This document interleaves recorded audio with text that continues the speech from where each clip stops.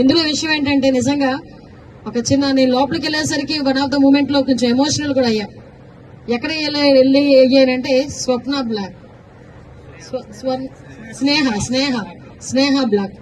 అది కూడా ఒకసారిగా కొంచెం ఇబ్బంది పడే పరిస్థితి వచ్చింది. స్నేహ బ్లాక్ దగ్గరికి వెళ్ళేసరికి లోపలికి వెళ్ళి చూసాము, ఆ ఫెసిలిటీస్ అన్ని అక్కడ ఉన్న అన్ని చూసాం. కాకపోతే 53 రోజులు మా నాయకుడు ఏ నేరము చేయకుండా 53 రోజులు ఆ స్నేహ బ్లాక్ లో ఉండడం అన్నది నిజంగా ఆ సిచ్యువేషన్ చూసేసరికి నిజంగా మేమందరం కూడా చాలా ఎమోషనల్ గా ఫీల్ అవ్వాల్సిన పరిస్థితి వచ్చింది. బట్ అదే అంటారు కదా, రోజులు అన్నీ ఒకలా ఉండవు. ఈ రోజు అదే బ్లాక్ మేము కూడా విజిటర్స్ కింద వెళ్ళాం. అది బ్యూటీ ఆఫ్ డెమోక్రసీ. వాసు గారిని కూడా తీసుకెళ్లి ఏ బ్లాక్ లో పెట్టారు, వాళ్ళు స్నేహ బ్లాక్ రూమ్ నెంబర్ 11 లో పెట్టారు.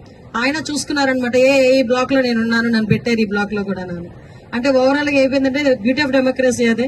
సో ఈ రోజు అదే జైలు దగ్గరికి విజిటర్ గా మేము అక్కడికి వెళ్లి చూసి వాళ్ళ పరిస్థితులు చూసుకుని వచ్చే పరిస్థితి వచ్చింది.